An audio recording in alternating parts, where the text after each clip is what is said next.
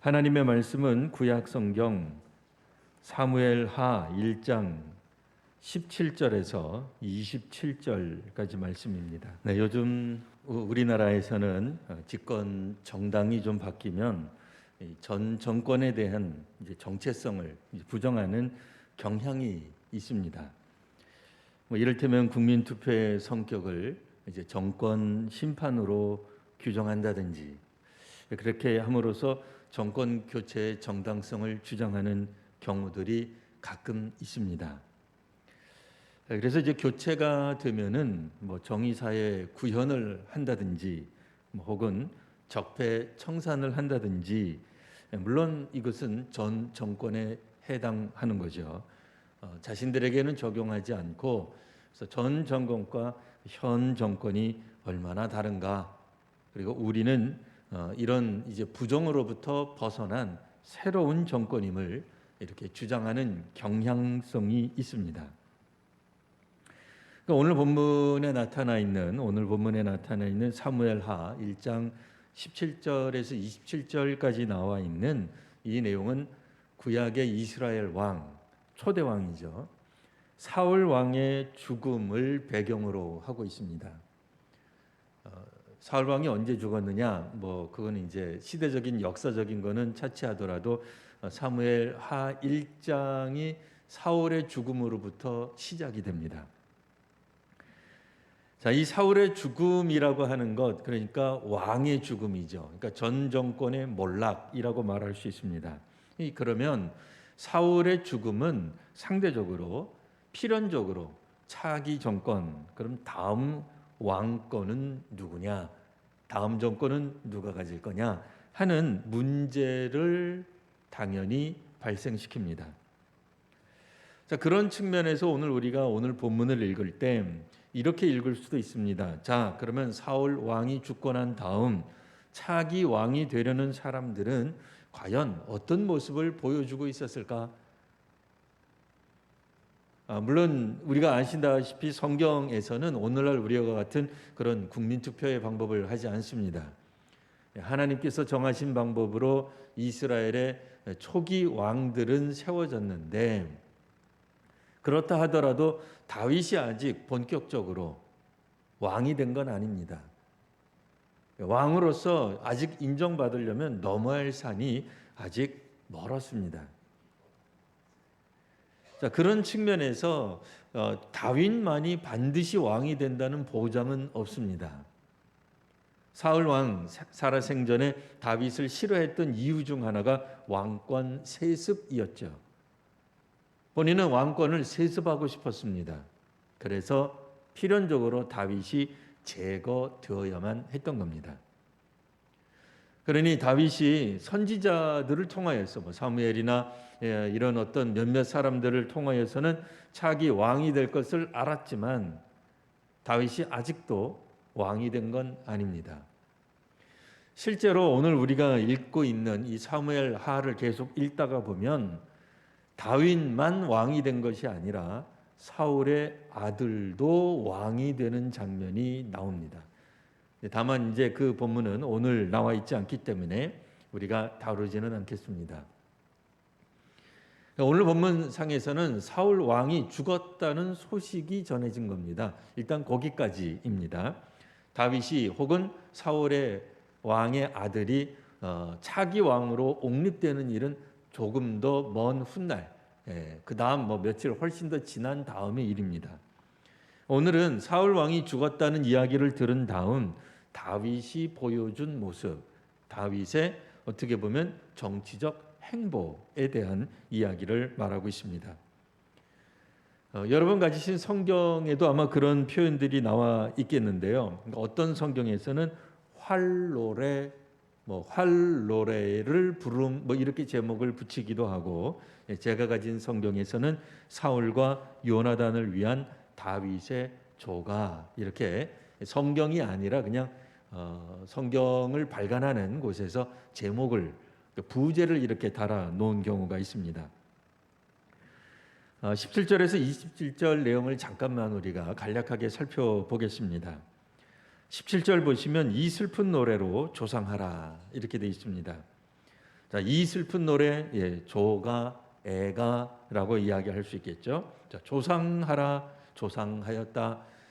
요즘 잘 안 쓰는 표현입니다. 좀 나이가 젊은 분들에게 조상하다가 무슨 말입니까? 라고 물어보면은 글쎄 뭐 조상님에 대해서는 알 것 같은데 조상하다가 뭡니까? 이거 요즘 잘 쓰는 표현은 아닙니다. 혹 조문하다 뭐 이런 정도까지는 우리가 알 수 있는데 조상하다 이런 표현은 뭐 혹 아는 분들도 계시겠습니다만 조금 더 젊은 세대 같은 경우에는 좀 생경한, 또 생경한이라는 단어도 생소하죠. 생소한 단어가 될 겁니다. 조상하다는 말은 슬퍼하는 뜻을 표하다라는 말입니다. 그러니까 이 슬픈 노래로 조문했다. 이 슬픈 노래로 자신의 슬픔을 표현했다라고 생각하시면 됩니다.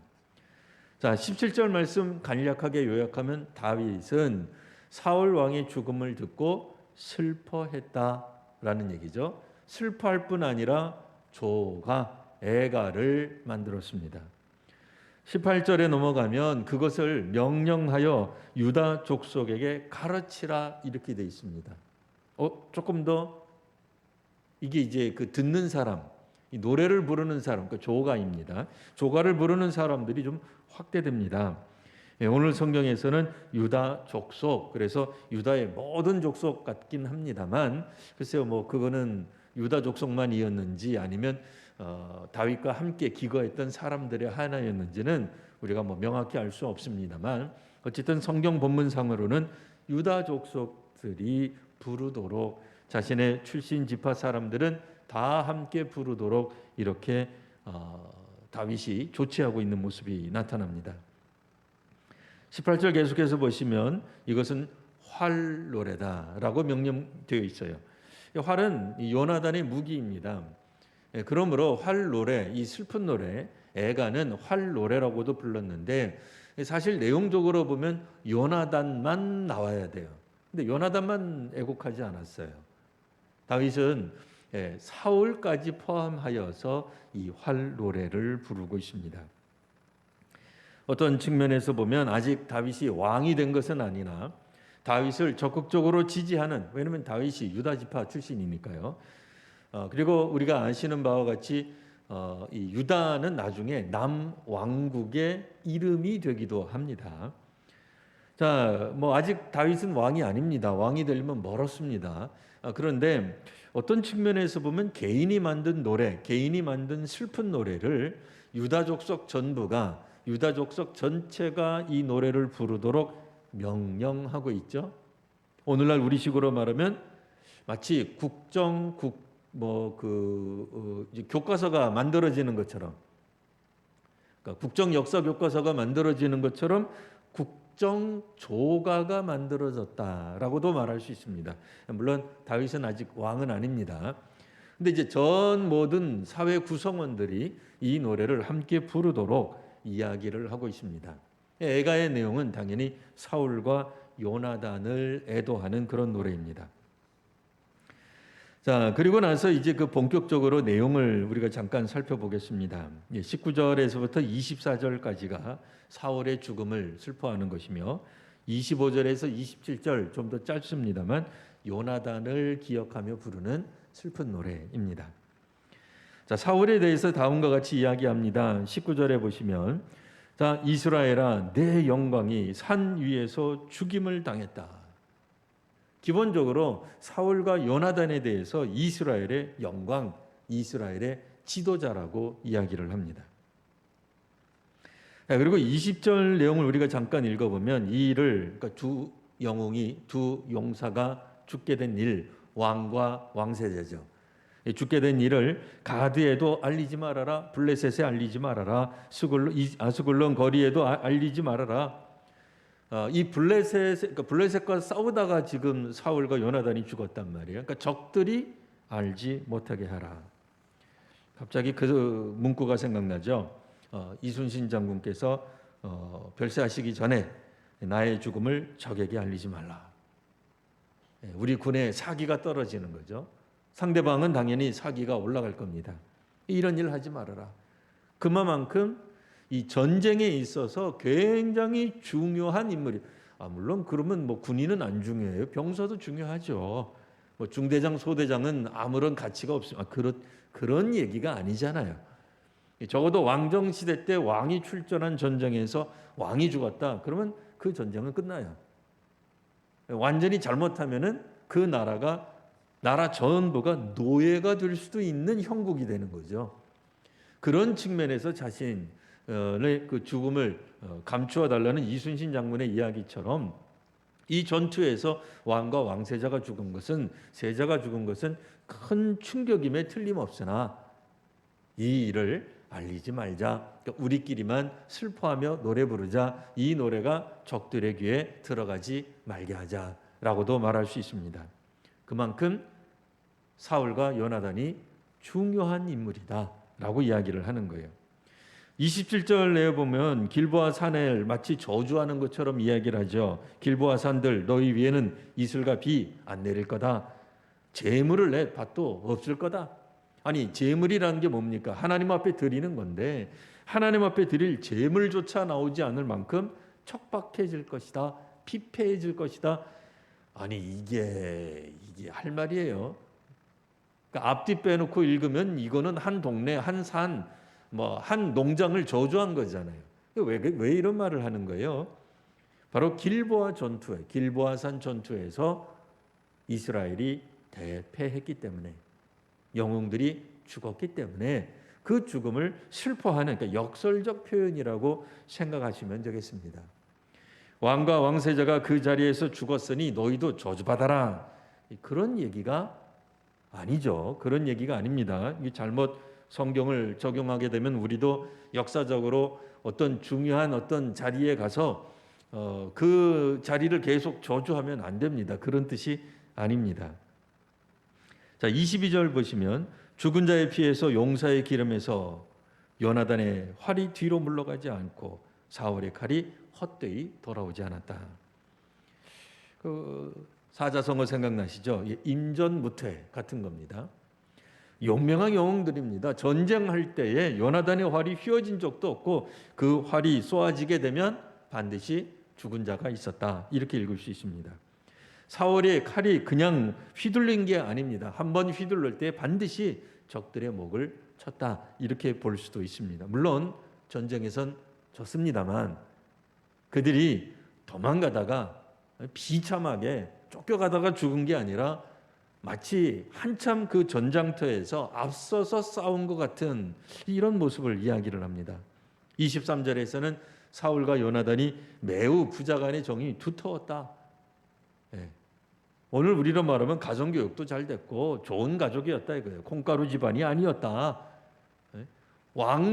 이 왕가가 아주 튼튼했다. 이렇게 이제 읽을 수도 있습니다.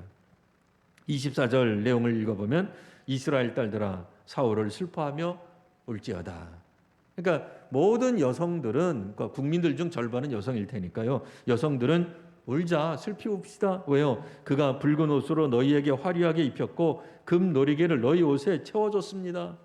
뭐예요? 경제 성장의 주역이었습니다. 이렇게 얘기를 하는 거예요. 적어도 사사시대 때는 블레셋이나 주변 국가들이 끊임없이 공략하고 공격함으로써 이스라엘 사람들이 기근을 겪는 경우가 왕왕 있었다 그 얘기예요. 그런데 어찌되었든 사울에 대해서 어떻게 평을 하든 그가 왕이 된 다음에 통일 왕국을 이룬 다음에는 보릿고개가 사라졌다. 경제 성장을 이루었다. 그러니 이 사울에 대해서 여러분들은 슬퍼해도 됩니다. 자, 슬퍼합시다. 이런 얘기를 해주고 있는 겁니다. 끝으로 요나단에 대해서 25절 요나단은 두 용사 중 하나였다. 용사였다 그 얘기예요. 원래 주제가 칼의 노래라 그랬어요. 원래는 요나단을 애도하는 노래인데 요나단은 요만큼밖에 안 나옵니다. 어쨌든 26절 그는 내 형입니다. 이런 표현을 해요. 이거 복잡하죠. 내 형이다. 그러면 다윗과 사울 가문 사이에 어떤 연결고리가 있었다 이렇게 되는 거죠. 오늘날 같으면 전 정권하고 이렇게 완전히 결별을 해야 되는데 이게 결별을 안 하고 뭔가 연결점이 있었다. 뭐 이런 얘기까지 합니다. 굉장히 우리는 친했었습니다. 사이가 좋았습니다. 요나단은 전 국왕의 아들이었지만 내게는 형이었습니다. 이런 얘기도 하는 거예요. 자, 27절 결국은 두 용사가 죽게 되었습니다. 무기가 사라졌습니다. 이런 이야기로 오늘 그 애가를 마치고 있습니다. 이 칼의 노래를 한번 우리가 다시 한번 생각해 볼까요? 칼의 노래 전반적으로 우리가 한번 훑어봤고요. 그럼 다윗과 사울의 관계는 어떤 것으로 우리 성도님들 기억하십니까? 다윗에게 사울은 도대체 어떤 인물이죠? 처음은 어땠는지 몰라도 처음에는 자기 병기를 이렇게 건네준다든지 골리앗을 처치하기 전만 하더라도 굉장히 분위기가 좋았어요. 근데 이 골리앗 죽이고 난 다음에 다윗이 이 승전을 거듭할수록 국민들의 마음이 다윗에게로 향하는 민심의 변동을 사울 왕이 읽습니다. 오늘날로 말하면 이제 여론조사를 했는데 차기 왕으로 혹은 다음 지도자로 누가 우세합니까 했을 때니 다윗이 표가 많이 나온 거예요. 심지어는 현 국왕보다 더 인기가 좋은 거예요. 사울 입장에서는 이거 반드시 세습을 해야 되는데 왕권 세습을 해야 돼요. 요즘은 세습 이야기하면은 별로 좋아하지 않죠. 여러 가지 다양한 형태의 세습이 다 있습니다. 여하튼 이 왕권 세습을 해야 되는데 정치적으로도 세습을 해야 되는데 이 다윗은 자기 집안 사람이 아니에요. 자기 아들도 아니에요. 우리식으로 말하면 적어도 우리 당이 계속해서 정권을 이렇게 이어가야 되는데 이거 우리 당도 아니고 우리 지역 출신도 아니고 그렇다고 내 혈연도 아니에요. 혈연, 지연, 학연 어디에도 안 걸려요. 이래가지고 이때부터 사울 왕이 다윗을 죽이려고 수많은 시도를 합니다. 물론 회유도 해요. 심지어는 자기 딸과 결혼시키기까지 해요. 사위가 되었다고 형편이 나아졌을까요? 그렇지 않아요. 다윗 입장에서 보면 더 괴로워요. 더 힘들어졌어요. 어디 도망도 못 가요. 결국 다윗에게 있어서 사울은 악연으로 끝을 맺은 사람이다라고 이야기할 수 있습니다. 자, 사울 왕은 그러니까 적어도 다른 사람에게는 모르겠지만 다윗에게만큼은 사울 왕은 굉장히 악한 왕이었다 그 얘기예요. 자, 사울은 우리가 아시는 바와 같이 블레셋과의 전쟁에서 마지막에는 두려움에 사로잡힙니다. 초기에는 하나님이 함께 하신다는 믿음이 있었어요. 분명합니다. 그도 하나님이 세운 이스라엘의 왕이었습니다. 초기에는 잘생겼고 멋지고 일을 잘 해낸 게 분명합니다. 그러나 말년에 가서는 전쟁에 앞서 그는 두려움에 사로잡혀 무당에게 찾아가 사무엘의 영을 불러달라고 말한 왕입니다. 무당이 나온다고 해서 한국의 무당은 아닙니다. 그러나 오늘 우리식으로 표현한다면 무속신앙임에 틀림없죠. 민간신앙이라고 말을 할 수 있고 당연히 그 민간신앙은 오래된 땅에 이렇게 훨씬 더 오래되었던 그 백성들과 함께했던 가나안 신앙의 말을 하는 겁니다. 조금 더 우리 성경적인 용어로 바꾸면 무속신앙 그러면 모호하잖아요. 하나님이 아닌 다른 신에게 의지한 왕이었다라고 하는 것입니다. 이게 심각한 거죠. 오늘날 같은 다종교 시대가 아니잖아요. 이스라엘은 유일신 하나님만 섬기는 백성들, 신앙 공동체이며 또한 국가 공동체이기도 했죠. 그런데 하나님이 아닌 다른 신을 의지한 것, 이게 성경에서는 우상숭배라고 말을 합니다. 그러니까 그 지역에 오래 있었던 무속만이 문제가 되는 게 아니에요. 민간신앙만 문제가 되는 게 아니에요. 구약 성경 신약도 마찬가지입니다만 하나님이 아닌 다른 어떠한 신에게든 의지하고 그에게 가서 묻고 그 우상신에게 가서 다른 신, 거짓 신에게 기도한다면, 의뢰한다면, 의지한다면 이 모든 것들이 다 우상 숭배인 거예요. 심각한 거죠. 우리는 피부로 와닿지 않지만 이스라엘, 고대 이스라엘에 있어서는 이거는 그들 자신의 정통성을 부인하는 일입니다. 이거 엄청난 거죠. 게다가 나중에는 개인적인 욕심에 사로잡혔습니다. 그러니까 왕권을 세습해야 되겠다는 생각을 했습니다. 오늘날에도 교회 세습이라든지 혹은 자신이 가지고 있는 어떤 기득권들을 자기의 자녀들이든 자기의 정당이든 자기가 원하는 사람에게 물려주고자 하는 이런 세습은 악하다고 생각하는 시대예요. 과거에는 그렇게 생각하지 않았어요. 과거 불과 몇백 년 전만 하더라도 거의 전 세계가 세습에 대해서 그렇게 나쁜 부정적인 혹은 다른 관점으로 보지 않았어요. 그러나 지금은 아주 특별한 어떤 상황을 제외하고는 기본적으로 원래 가지고 있던 기득권을 자신의 정당이든 학연이든 지연이든 혈연이든 물려주겠다고 하는 세습에 대해서 부정적으로 바라보는 시각이 팽배한 시대예요. 근데 그 관점이 여기에 적용돼도 돼요. 이건 옛날이지만. 왜요? 이스라엘의 왕권은 세습이 아니라 하나님이 정하시는 것이었기 때문에 그래요. 왕이 정하는 게 아니에요. 세습으로 되는 게, 혈연으로 되는 게 아니에요. 자기 지파 사람들이 해야만 하는 게 아니다 말이에요. 자기 지파 사람이 해야 된다. 내 혈연이 해야 된다. 내 친척이 해야 된다. 내가 아는 지인이 해야 된다라고 하는 한 예나 지금이나 거기에서 악이 생겨요. 욕심이 잉태하면 사망으로 이르는 거예요. 사울 왕이 개인적 욕심에 사로잡힙니다. 그러다 보니 쓸데없이 증오심이 생기는 거죠. 하나님이 세우신 사람을 지도자로 인정하면 그뿐인 것을 그걸 못하니까 어떻게 돼요? 증오심에 사로잡힙니다. 사탄이 역할할 수 있는 기회를 허락하는 거죠. 그러니까 오늘날 우리식으로 말하면 사울은 공권력을 남용하게 됩니다. 국정을 소홀하게 되죠. 아니 나가서 전쟁해야 되는데 블레셋하고 싸울 생각은 안 하고 다윗 잡으러 돌아다니잖아요. 세금을 쓸데없이 낭비하는 겁니다. 자, 이런 측면에서 본다라고 한다면 사울 왕이 그렇게까지 좋은 왕이었을까? 다윗에게뿐 아니라 일반 백성들 중 전부는 아니겠으나 일부 백성들 절반쯤 해당하는 백성들이 보기에도 사울 왕 그다지 좋은 왕은 아니었던 것 같네라는 생각을 하게 됩니다.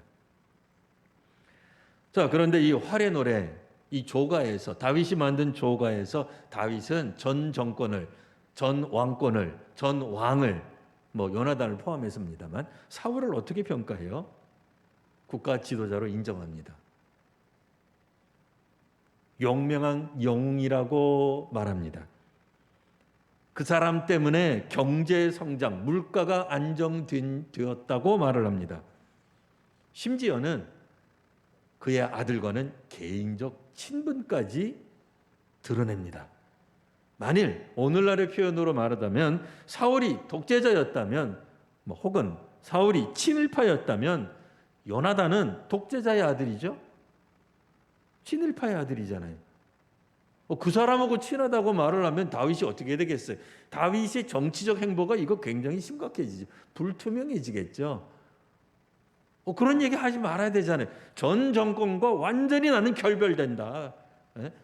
그들과는 한 터럭도 섞이지 않았다. 마치 예수님 시대 유대인들이 이방인에 대해서 생각했던 것처럼 나는 이방인의 이자도 쳐다본 적이 없습니다. 밖에 나갔다 와서는 나는 항상 손 씻습니다. 어디 감히 이방인하고 말을 섞습니까? 심지어는 이방인이 아닌 유대인 중 일부를 반 이방인 취급을 합니다. 누구예요? 사마리아인에 대해서 그렇게 했죠. 원래 유대인이에요. 근데 절반은 이방인이다. 그래서 준 이방인에 비유했어요. 치부했어요. 사마리아인조차도 정통 유대인들은 안 만났다고 얘기해요. 그러니까 그런 이스라엘의 역사를 우리가 생각해 보면 이 다윗 이거 조금 위험한 거 아닌가 하는 생각이 들죠. 아니 사울 왕의 아들이랑 자기가 친했다고 얘기하면 되겠어요? 근데 뭐 모든 이스라엘 사람들이 다 알아요. 다윗이 누구예요? 쫓겨났긴 했어도 사울의 사위였다니까요. 사울 왕의 딸과 결혼했던 사람이라니까요. 사울 왕권에서 우리식으로 말하면 뭐 그 안에 우리가 그 사울을 고치는 어의 같은 뭐 꼭 어의까지는 아니어도 뭐 음악 치료사 같은 역할도 했어요. 그러니까 국록을 받았던 사람이에요. 사울 정권에서 일했던 사람이에요. 그것도 중요한 요직에서 일했던 사람이에요. 뭐 그가 다윗이 부정하려고 해서 부정이 되는 게 아니었을 거다 말입니다. 뭐 여하튼 다윗의 요약을 하면 시각에서 본다면 사울 왕은 기본적으로 하나님이 세우신 사람이었다라고 하는 것을 다윗은 증언하고 있습니다. 인정한단 말이에요.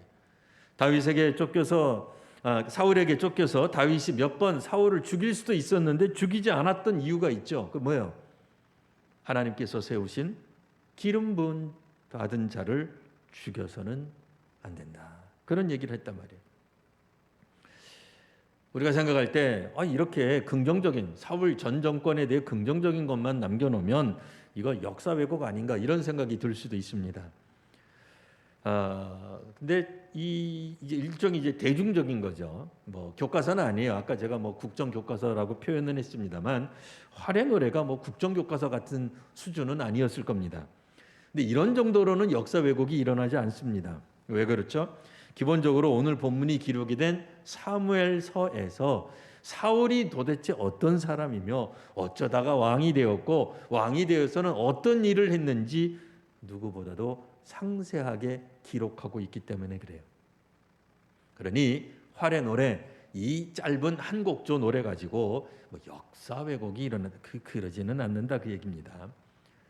다윗 입장에서는 전 정권을 비판하고 부정함으로써 자신의 정통성을 주장할 수도 있었겠지만 다윗은 그렇게 하지 않습니다.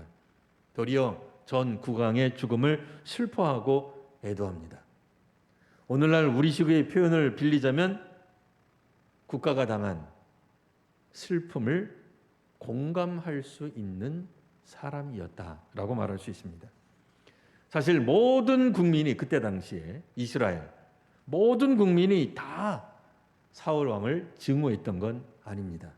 또 실제로 역사상으로 모든 국민이 다 증오하는 그런 왕이나 지도자가 있겠습니까? 아니, 전 국민이 다 증오하거나 90% 80% 이상 증오하면 정권이 바뀌어도 뭐 벌써 바뀌었을 거예요. 애진하게 바뀝니다. 그러니 그냥 통칭 우리가 이야기할 때 적어도 상당수는 전 국왕 사울에 대해 그렇게 나쁘지 않은 뭐 혹은 좋은 감정을 가지고 있었을 것이다라고도 말할 수 있어요. 자, 그러니 오늘날 우리들의 현대적 표현으로 빌리면 활의 노래는 국민 통합을 향하고 있다라고도 말할 수 있습니다. 자, 그러면 이런 걸 보고 그럼 다윗의 지지자들은 이 다윗 변절자 아니냐? 이 민족의 위기 앞에 사울 왕이 죽음을 놓고 어떻게든 정치적으로 자기를 돋보이려고 이거 하는 거 아니냐? 이렇게 비판할 수도 있겠죠. 사울 왕이 어떤 왕입니까? 무당의 나라로 만든 거 아니에요. 공권력을 사적으로 이용한 못된 왕 아닙니까? 정치적 세습을 바랐던 왕 아닙니까? 그런데 다윗이 그런 전 정권, 전 왕에 대해서 이렇게 칭송하는 칭송일색이잖아요. 칭찬일색인 역사 왜곡에 가까운 노래를 부르다니라고 다윗의 지지자들도 다윗을 비판하지 않았다. 그런 얘기예요. 왜요? 그들이 가지고 있는 기본적인 개념이 있습니다. 다윗과 다윗의 지지자들이 가진 그러나 이제 지지자들은 빼고 다윗이 가진 기본적인 생각이 무엇이었기에 도대체 다윗은 이런 어떻게 보면 현대적 시각으로 보면 어처구니 없는 이해가 잘 안 될 수도 있는 행동을 했던 것일까요? 기본적으로 다윗은 뭐 자신이 왕이 될 수도 있다는 아니 된다는 그런 사인을 받았습니다. 선지자의 어떤 그런 사인을 받았고 기름 부음을 이미 받은 바 된 사람입니다만 그는 이게 언제 이루어질 거라고 생각했어요? 하나님이 세우실 때, 하나님이 허락하실 때 될 것이라고 생각을 했어요. 적어도 다윗은 왕이 된다고 하는 것, 한 나라의 지도자가 된다고 하는 것은 하나님이 하시는 일로 보았던 것입니다. 자신의 능력으로 생각한 게 아니에요. 자기가 어떻게 정치적으로 노력하면 조금 더 그때를 가까이 당길 수 있겠지, 그렇게 생각한 게 아니에요. 전적으로 하나님이 택하시고 하나님이 선택하시고 하나님이 정하신 그때가 되어야만 그 일이 이루어질 것이기 때문에 그는 지금 눈앞에 자신이 해야 할 일을 성실히 수행한 거예요. 다윗이 지금 어디에 있습니까? 다윗은 지금 시글락이라고 하는 블레셋의 영토에 와 있어요. 왜 블레셋과 지금 조금 전에 이스라엘이 싸워가지고 사울 왕도 죽고 요나단도 죽었다 그랬잖아요. 근데 다윗이 왜 블레셋의 한 영토에 가서 살고 있어요? 다윗과 그의 지지자들이 왜 거기서 살아요? 사울 왕을 피해서 다윗이 자신의 몸을 적국에 의탁했잖아요. 어떻게 보면 이건 상당한 수치죠. 치욕이죠. 나중에라도 다윗이 전 이스라엘의 왕이 되는데 전적으로 방해가 되고 장애가 될 요소예요. 아니 도망가려면 어디 뭐 에서의 후손이라고 알려져 있는 뭐 에돔을 간다든지 그래야 되잖아요. 예? 뭐 한참 따지다가 보면 뭐 그래도 이스라엘과 좀 비슷한 어떤 그런 친척의 친척 좀 거기 가서 좀 있다가 오든지 해야지. 어디 도망갈 데가 없어서 하다못해 뭐 미국에 가서 뭐 좋은 건 아닙니다만 뭐 중국에 가서 임시정부라도 만들지. 우리식으로 말하면 뭐요? 하필이면 일본에 가서 임시정부 만든 거잖아요. 이게 말이 됩니까? 이게 이런 사람이 나중에 이스라엘의 왕이 될 수 있겠어요? 말도 안 되는 거잖아요. 근데 사무엘하 1장에 보시면 오늘 우리가 읽은 1장 그 앞부분 보시면 블레셋의 수도는 아닙니다. 블레셋의 도시 중 하나 변방이에요. 국경지대. 그러니까 일종의 저기 한데 있는 거예요. 거기 그래도 어쨌든 거기는 블레셋이잖아요. 블레셋의 도시에서 다윗과 함께했던 군사들 한 600여 명. 지금 그리고 그의 식솔들이 거기서 있는 거예요. 거기서 있으면서 사울 왕의 죽음을 들으면 우리 같으면 쾌재를 불러야죠. 드디어 잘 됐다. 나도 알고 보면 차기 왕이 될 사람인데 나를 그렇게 괴롭혀 꼴 좋다. 하나님 심판했구나. 이렇게 기뻐하지 않고 슬퍼한 거예요. 정치적으로 쇼를 한 게 아니라 진심으로 슬퍼한 거예요. 그리고 자신과 함께한 모든 사람들, 거기 있는 한 600여 명 이상의 사람들 플러스 유다 지파 사람들까지, 유다 족속이라고 나와 있으니까요. 에게까지 이 활의 노래를 부르라고 이야기를 합니다. 그가 기본적으로 가지고 있었던 생각, 개념 뭐라고요? 역사는 하나님이 인도하신다는 생각이 있는 거예요. 하나님이 세우신 왕은 결국 하나님이 치리하실 것이다. 그러니 그가 병에 걸려서 나이가 들어서 죽든지 아니면 전장터에서 죽게 될 것이다 라고 다윗은 믿었습니다. 그가 혼자 만들어낸 믿음이 아니라 하나님이 이끄시고 하나님이 인도하신다는 믿음이 있었기 때문이에요. 오늘 본문에서 적어도 다윗이 보여준 모습, 그가 사울 왕을 죽일 수 있는데도 죽이지 않고 살려준 일. 사울 왕과 계속 마주치면 언젠가는 사울 왕이 또 이상한 짓 할까 봐 우리로서는 좀 이해가 안 갑니다만 블레셋에게까지 가서 망명 생활을 한 것, 이것도 종국에는 하나님의 뜻에 순종했던 다윗의 모습이었다라고 하는 겁니다. 그러니 현재적 시각으로만 읽게 되면 다윗이 이게 도무지 이해가 안 되는 거예요. 이게 좀 제정신이 아닌 사람이죠. 아무리 하나님으로부터 어떤 사인을 받았기로서니 이거 뭐 죽은 전 왕에 대해서 뭐 언제 그렇게 자기가 뭐 너 그렇게 했다고 이런 활의 노래를 만들어 가지고 자기가 할 수 있는, 자기가 영향력을 끼칠 수 있는 전 국민들에게 노래를 부르도록 명령하고, 이게 도대체 제정신인가라고 할 수 있으나 다윗은 자신이 지금 유대 한복판에 있는 게 아닙니다. 예루살렘에 있는 게 아니에요. 뭐 헤브론에 와 있는 게 아니니까 이스라엘 땅에 지금 이미 입국한 게 아니에요. 여전히 그는 지금 이 전쟁터, 이 사단이 벌어진 적국, 주적이죠. 적국 블레셋의 한 도시에 망명해서 좀 머물고 있는 다윗이 활의 노래를 부르고 있다라는 점을 주목해서 보셔야 됩니다. 그러면 다윗이 얼마만큼 지금도 여전히 하나님을 의지하고 있음을 보게 됩니다. 이거를 정권 교체의 기회로 잡는 것도 아니고, 아싸 이제 잘 됐다, 그동안에 감추어졌던 당신들 여러 국민들이 모르는 사울 왕의 비리를 내가 이제부터 풀어내리라, 유튜브 방송 그렇게 안 한 거예요.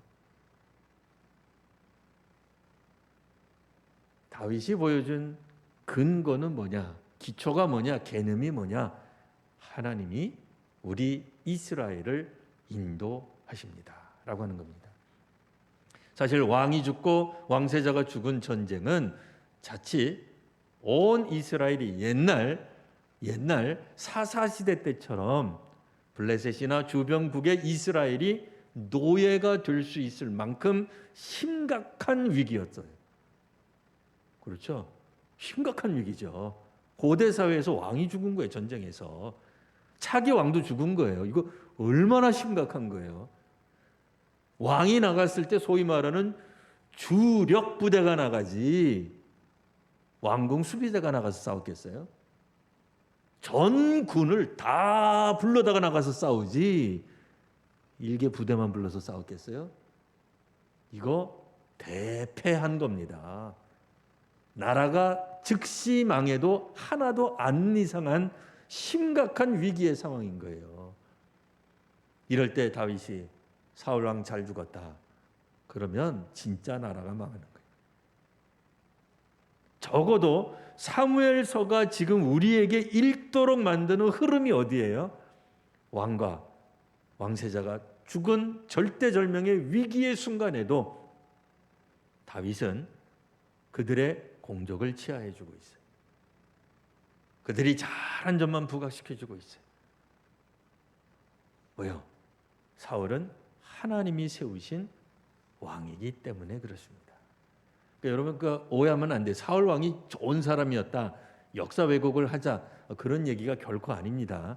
지금 상황에서 다윗이 처한 것이 물론 정치적 판단에서 한 것은 아니겠으나 오늘날 우리들의 시각으로 보더라도 상당히 유연한 태도, 정치적으로 잘 봉합하는 태도를 보이고 있다라고 하는 말입니다. 그리고 그가 정치인이기 때문이 아니라 하나님을 철저하게 믿는 신앙이 있었기 때문에 이와 같은 활의 노래를 만들어서 전 국민, 그가 영향력을 끼칠 수 있는 전 국민들에게 활의 노래를, 사울과 요나단을 애도하는 노래를 부르게 할 수 있었던 것입니다.